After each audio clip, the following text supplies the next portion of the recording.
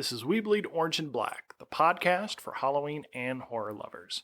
Join us as we interview creators, discuss our favorite horrors, and share original spooky stories. I'm Jesse Carter, and this week we're talking with Sarah Reed about her book, Root Rot, and Other Grim Tales. Sarah Reed is the Bram Stoker award-winning author of Bone Weaver's Orchard, Out of Water, Root Rot, and Other Grim Tales, and The ATROPINE Tree. When she's not writing, she's a librarian in the frozen north of Wisconsin. Welcome to the show, Sarah. Thanks so much for having me. Icebreaker question. Is your library really haunted? Oh, definitely. I'm new to the library where I work now, the Oshkosh Public Library. But yeah, definitely yes on that one. But my old one was too. So I don't know. There's a theme going here. But both of them are like 1800s buildings. And creepy things happen there. I get it that there's a long history, but how often do people die in the library? Are they being crushed by stacks of books? What's happening? Well, my old library, Kaukauna Public Library, is actually housed in an old paper mill. Oh, say no more. There were a number of confirmed deaths in that building, yes. Just And piles of children's hands and arms in the corner. there were a number of strange occurrences that happened while I was there, some of which my coworkers even got on film. So some interesting things, yes. Very, very cool. Follow-up question, is your tattoo haunted? Oh, my haunted house tattoo? Mm-hmm. Definitely, yeah. There's at least one person in there. It might be me. How did you choose that design of the haunted house, or is it a particular house? It's no particular house. I worked with an artist, Chris Stileski in Appleton, and I sent him a bunch of pictures of cool old houses that I liked, and I said something like this, and he put them all together into one design and made it awesome. He really did, and I admire his restraint because I feel like if I got a tattoo of a haunted house, it would take after one of those old sound effects records. There would be like vaporous ghosts coming up from every tombstone and bats and witches and To be fair, we're not done. oh.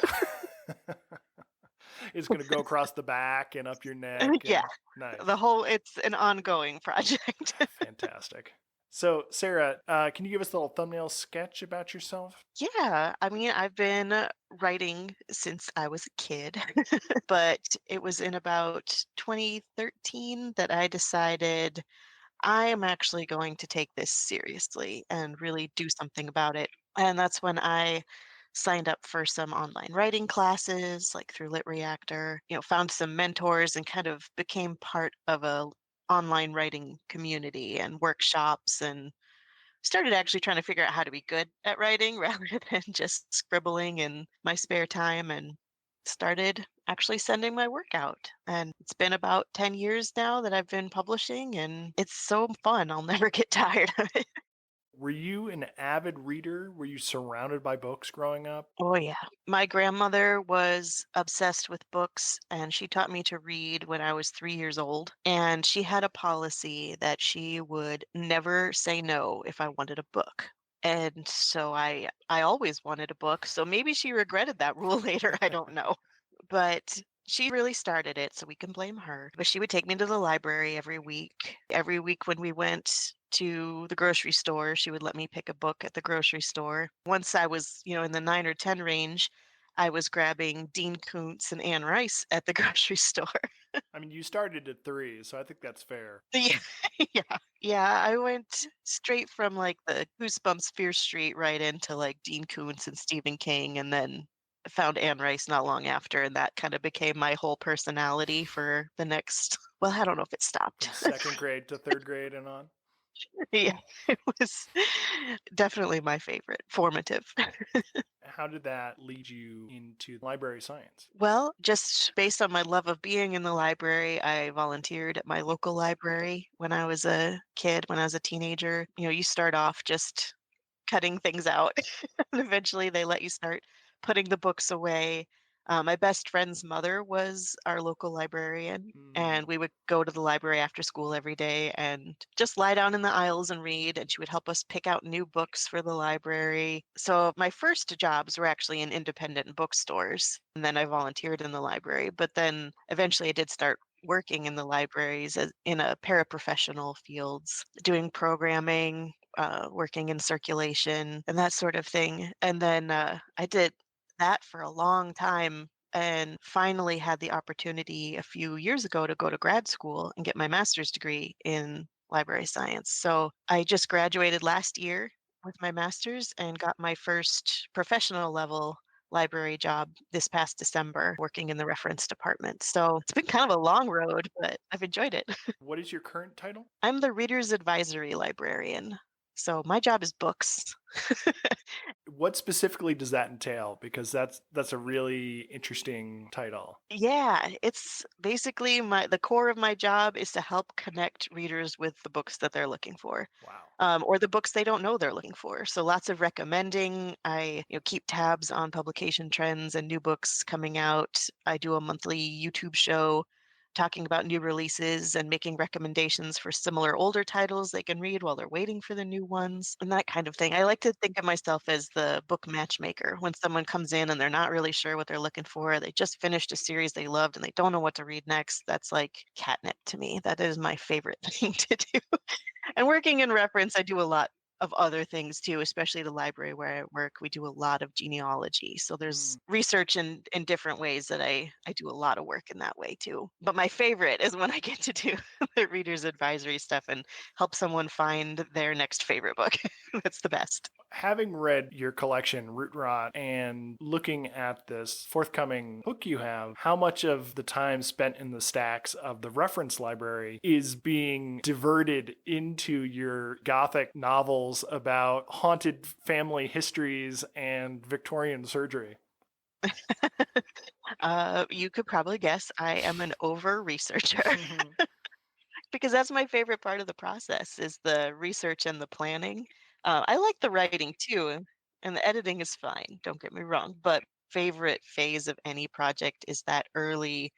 I'm going to learn everything about this setting, this scenario, this period of time, so that I can write about it in a way that feels authentic. I really enjoy that. I was just showing some folks my research notebook for my newest novel, The Atropine Tree, because I'll fill a whole notebook just with my research notes before I even start writing. Yeah, the library is essential to that because I will summon books from all over the world on the topics that I need and bring home wagonfuls of them for my research. All right, so let's jump right into your collection, Root Rot and Other Grim Tales. Already there in the title, Grim Tales makes me think it is a reference to fairy tales, and not so nice ones at that. You open with a bang with your short story, Hope Chest. What's your spoiler policy, actually? I have the librarian policy on spoilers, which is you can't spoil a good book. So I am very pro spoilers. I have to spoil myself all the time at work because I can't read every book, but I have to know what they're about. Oh, that's kind of a curse. I feel like you've Stockholm syndromed yourself into that policy. That's a terrible Yeah. policy. Well, it's true though. Like I've had books spoiled before and read them and still loved every second.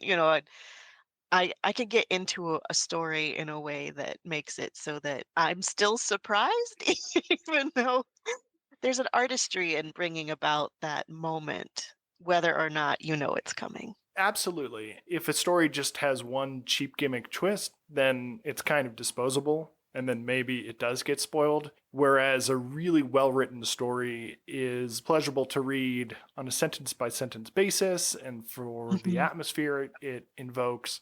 And also, when you reread something that's very mhm. nuanced, you get something different out of it every time. Yeah. Even after you've quote unquote spoiled the book for yourself, you can reread it and still enjoy it. That said, I love a twist, I love a surprise, and I am somewhat spoiler averse. So, at your own comfort level, let's talk about the Hope Chest. Okay. So in the Hope Chest, we have a young girl whose grandmother does not meet her off the bus when she expects her to and isn't at the house where she should be. And her unkind mother says that the grandmother is in the hospital. The girl seeking solace, seeking comfort, seeking her grandmother, whom she can't be with, begins to hug and dress the dress form that her grandmother uses to sew clothing. And the dress form becomes this stand-in anthropomorphic, almost haunted dress form of her grandmother, providing that comfort and care as things become more and more unhinged in the home. You start the story off with this really eerie, evocative sentence. It was an eggshell day, a choke back the lump in your throat and bite your tongue day. And Mhm. that pretty much sets the mood from there on out, just in the first few paragraphs. It really grabs you. And then your description of the dress form, it's already been adjusted to the measurements of the person. So Mhm. it's halfway there. And it just needs the little girl to invest in it with her memories and all of the skills that grandmother taught her about putting together things, sewing, things like that. She drew out the memories of the grandmother by practicing the sewing and the tailoring and gathering all the garments and all the memories associated with it to try to Mhm. invest this proxy for her grandmother with a semblance of life. Mhm. You've already mentioned your grandmother in this podcast. She's part of your origin story. And it's not the only grandmother to appear in this collection. No, there's a grandmother theme for sure. Is your grandmother still with us? No, she passed away in March of 2020. Did she ever get to read any of your stuff? She did, not a lot. She had Alzheimer's, Mm. and she read the work that I wrote when I was very young. My first publication was actually when I was 16, and well, I had some poetry published earlier than that.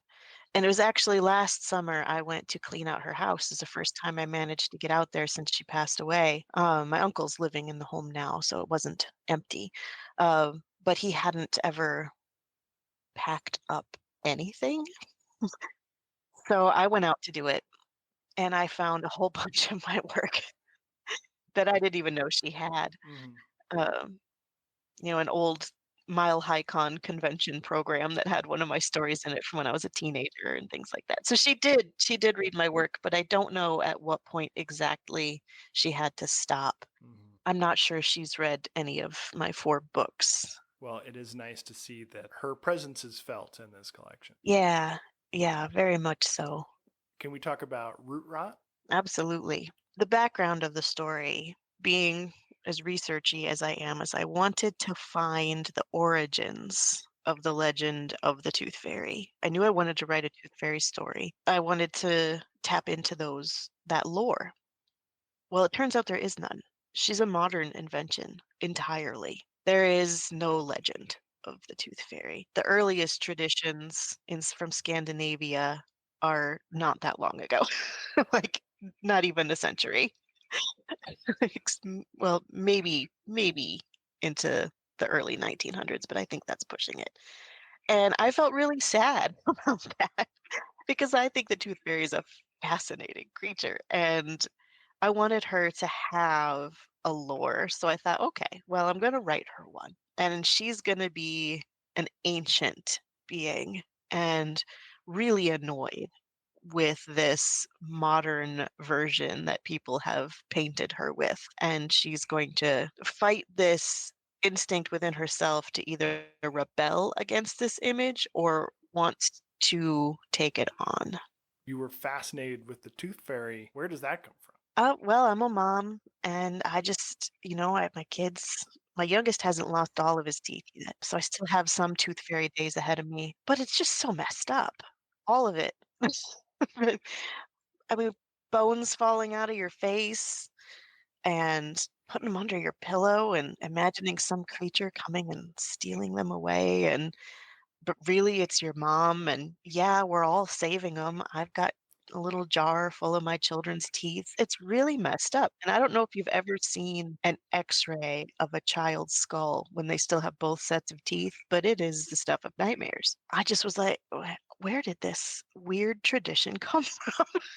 Why are we doing this? It's so strange." And I wanted to play with it. I'm a big fan of dental horror. I have encountered a lot of tooth fairy stories lately.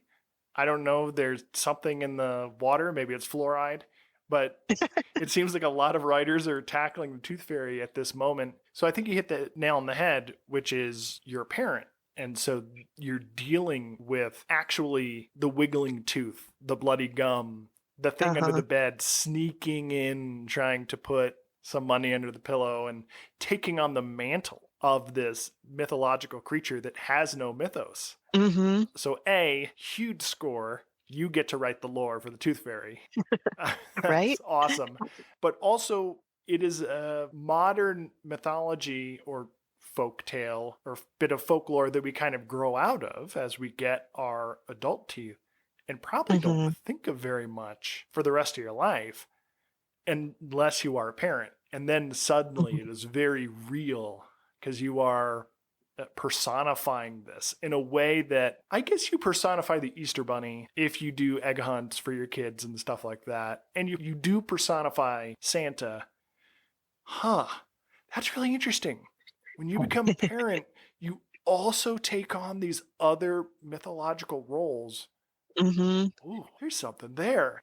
It's a lot of fun, but it's a really weird and kind of uncanny. I don't get to do it as much with my youngest because he's a little bit too skeptical, and I think maybe that comes of being the youngest.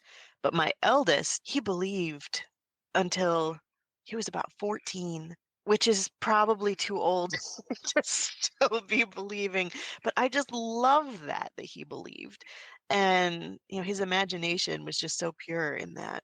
But it also meant that I had to keep that act up a lot longer than all my friends with kids of the same age did.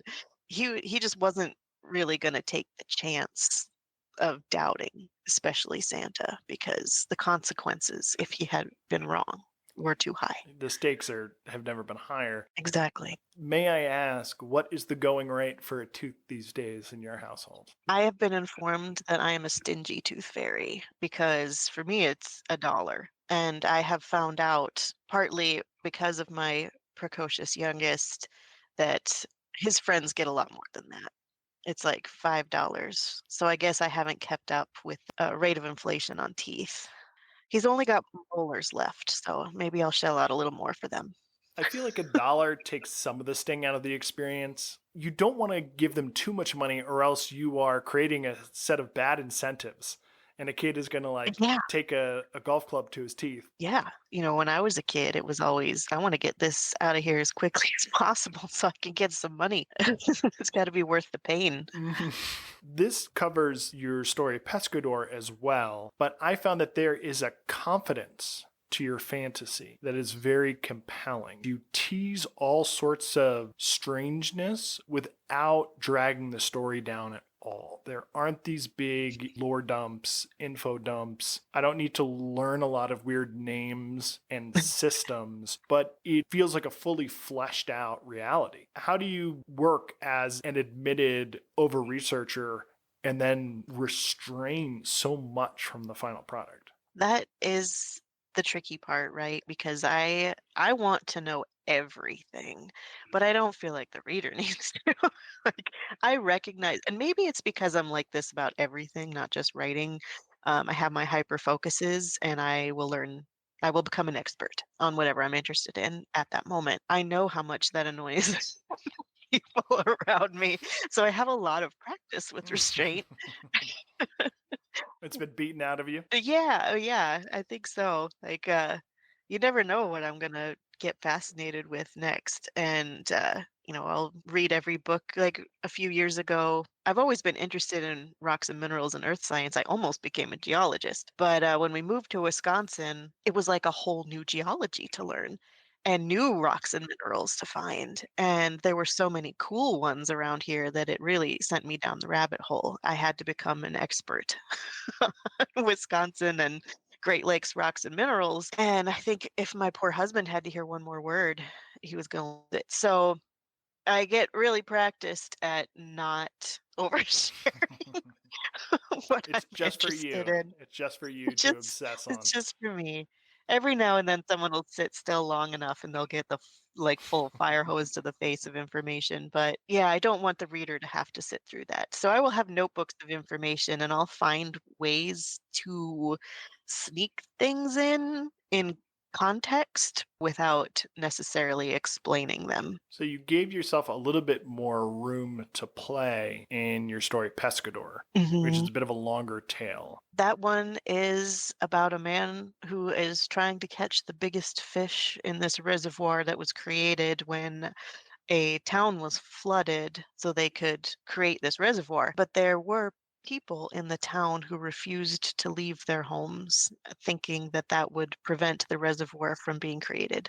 But it did not. The fish is the door, the pescador, to the town at the bottom of the lake. And if you catch the fish or the fish catches you, you might pass through the door. It's possible to exist in that town on the other side of the door. Yes. You created a very believable existence down there. From the moment that the man was on the boat and there was a church steeple sticking up out of the water, like, you had me. That's totally my jam. I love a flooded town. I didn't expect it was going to go where it did.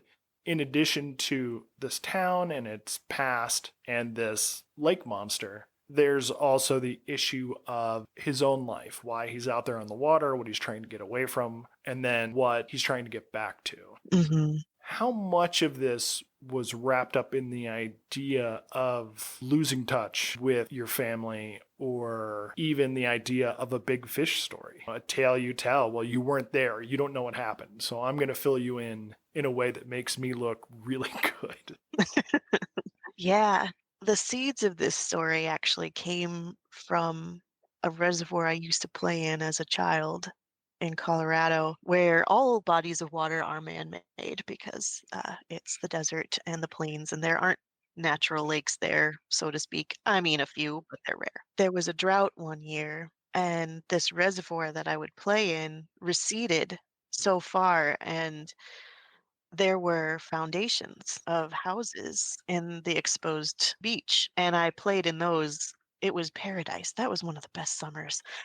I found horseshoes and bottles, and probably shouldn't have been picking around in this, you know, archaeology, but there were bricks there. You could see the rooms. It was just fascinating to crawl around, and that stuck with me. That's really where the story grew out of, was just this sense of time and whether if these two times were coexisting and if this town really still existed somewhere, somehow, at the bottom of the lake. I actually didn't add the man's life outside of the lake until the last draft. So that actually came last in the story because I was like, I realized, he needs a reason to want to get home. It's a very light touch. If he had two dimple cheeked children and a doting wife, obviously cliche, he wants to get back to it. Hmm. But he's got almost nothing left.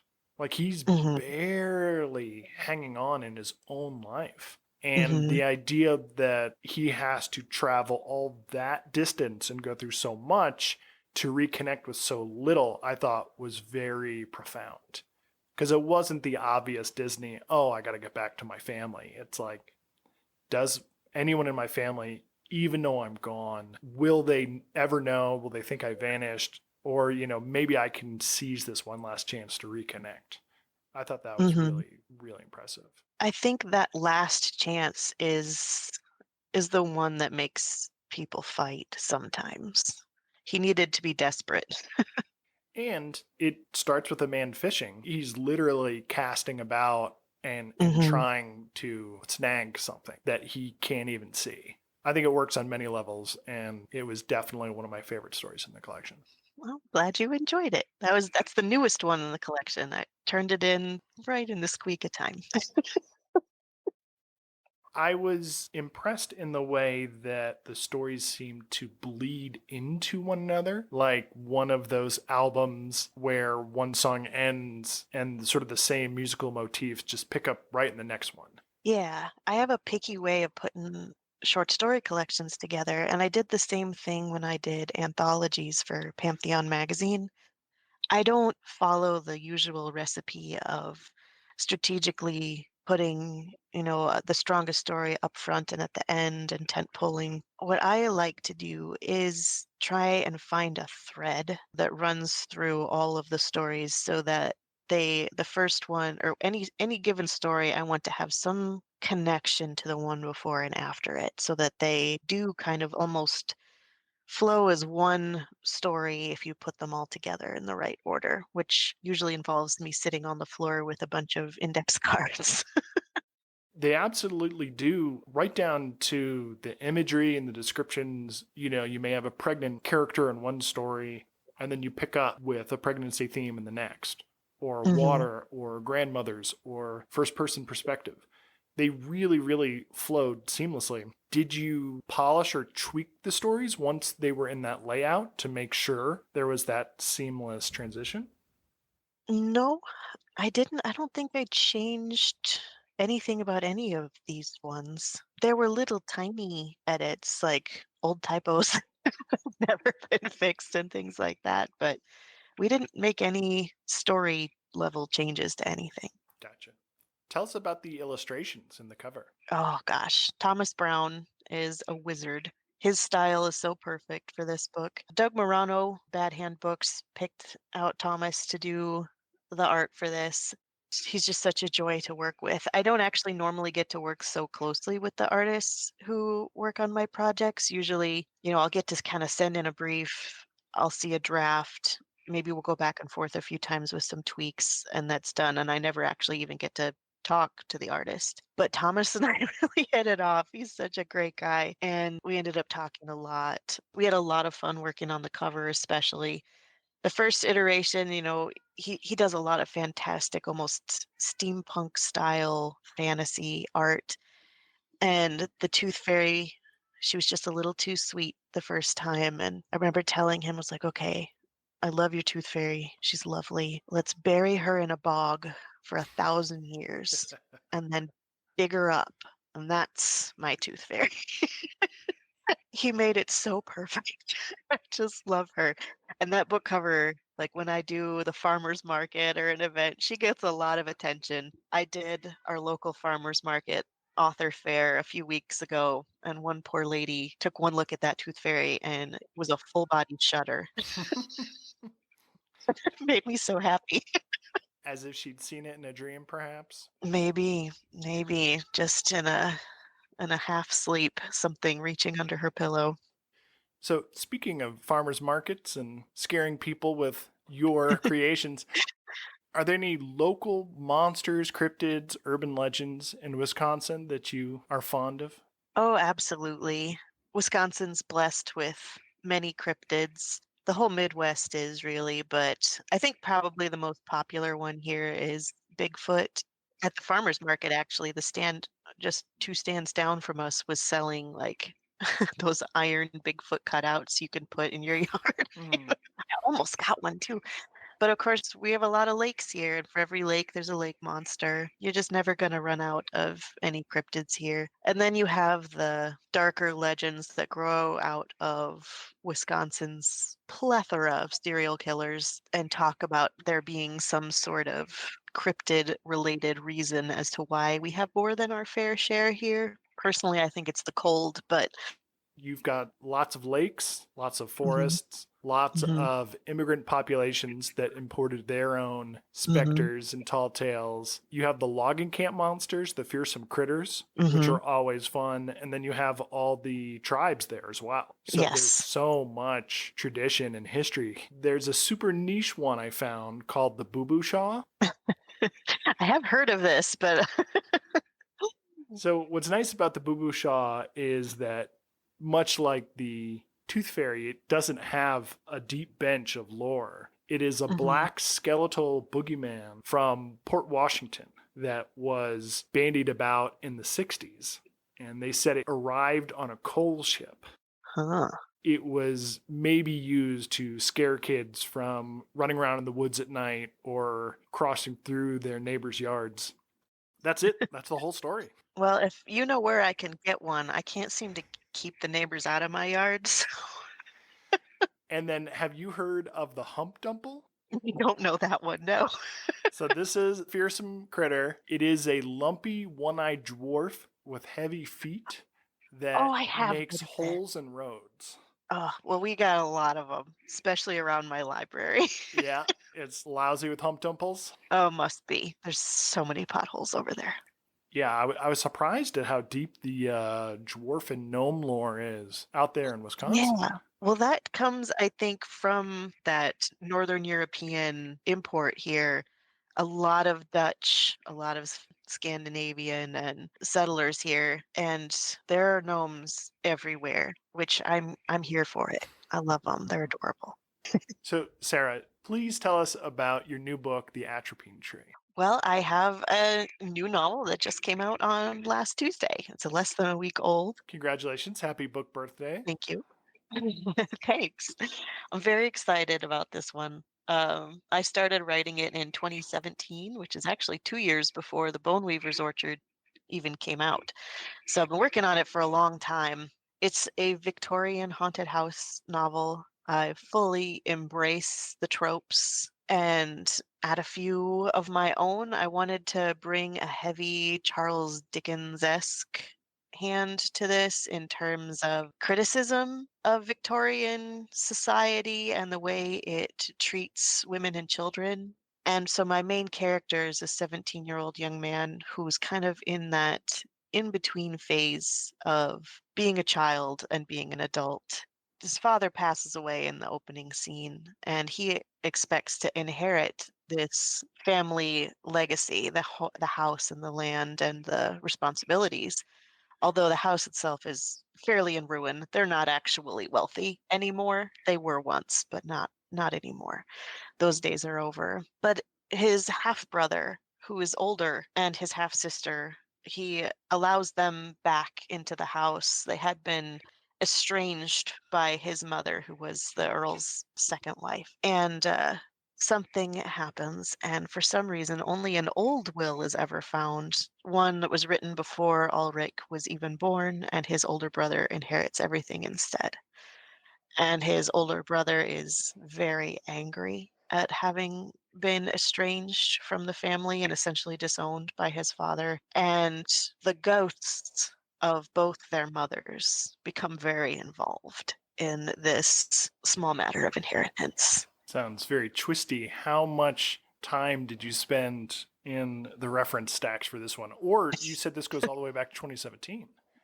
I spent years researching this one because I have scenes that take place in Victorian hospitals. There's surgeries because Ulrich's uncle, Traden, is part doctor, part almost alchemist. He experiments with new medical endeavors on the street children of London that he rescues from hospitals and poorhouses and brings back to the home, cures them, and keeps them as servants. And they're called the Scratchlings, and they are, I think, the blood of the story.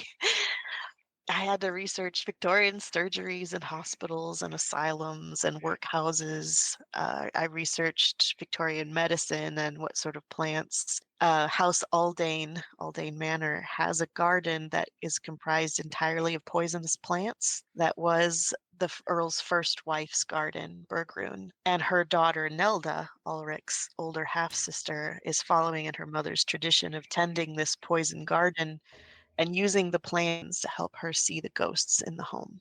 Hmm. So there was a lot of plant research. Most of my research notebook is about plants. So now you're an expert poisoner? I mean, gardener? Yeah. Yeah. I know quite a bit about poison plants now. I don't think I've fully stored it all in my brain, but I certainly have it handy in my notebook should I need it. Should the police need to I should probably find do it? something with that notebook. At least put a lock on it. There you go. Awesome. That sounds like such a feast. I love all of that Dickensian gloom and pathos, but also, as you say, the critique and the Mhm. satire of his era. I love Charles Dickens novels. Sarah, where can our listeners find you online? Well, I am on most social media as Inkwell Monster, one word. Instagram's probably the best place to find me, but I'm also on Threads, Blue Sky. I am still on X, reluctantly. I also have a website, authorsarahreed.com. Sarah, thank you for hanging out. I really enjoyed this collection, and I can't wait to see what your hours spent in the stacks is going to yield next. Thank you so much. It was lovely talking to you. please subscribe and follow. Links are in the show notes. You can find me at jeffccarter.com and hit the link to pick up my collection, We Bleed Orange and Black, 31 fun-sized tales for Halloween. Until next time, stay spooktacular.